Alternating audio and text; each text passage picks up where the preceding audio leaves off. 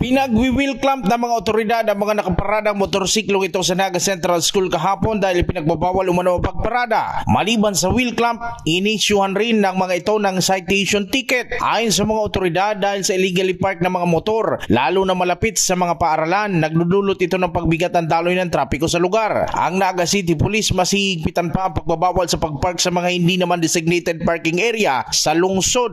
O dito po sa area pang Police Station 3, ini po ang inaapod na University Belt. At arat naman na kapag lalaudan kang mga estudyante, yun po yung time na talagang nagka-traffic sa luwas. So, considering yung volume po ng mga estudyante hindi sa area mga talagang ibang adihan, yun lang po talaga niyo. So, kaya nga ni po pag-arami ng peak season, yung oras na talagang nalalaugan, tsaka luwasan, ikaw po kitang deployment personal na nilalak ko dyan para naman magmantok ang trapiko. And dako lang tabang man po kasi sa mga pirangal daw, nahiling naman po ang kooperasyon ng mga motorista and so far yung clogging na ma-maximize naman po, nami-minimize yung volume ng traffic, yung congestion ng mga traffic. Pati kami mga police dictio, ang no parking area, di ko talaga yung pinagpa-parkingan kasi medyo mga poster man po kita dyan na nakalaot na designated kung saan po kita pwede magparada.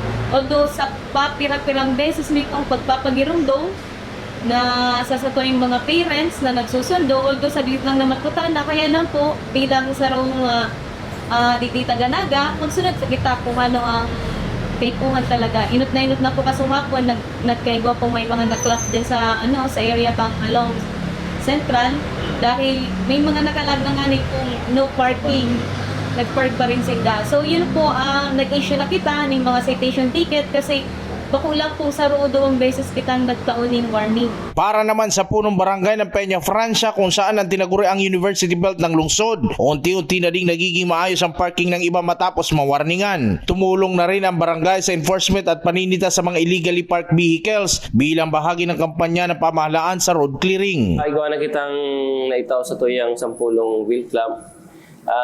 Nag-implement na kita kang last week.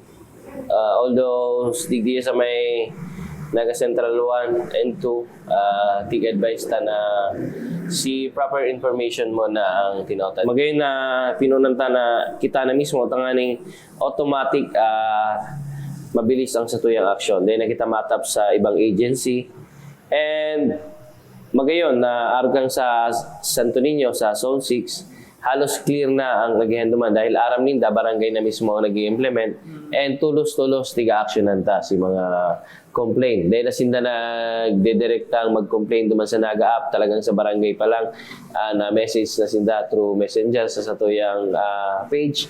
Then ina-actionan tulos po kang barangay Peña Francia. Jan Amador, CSN.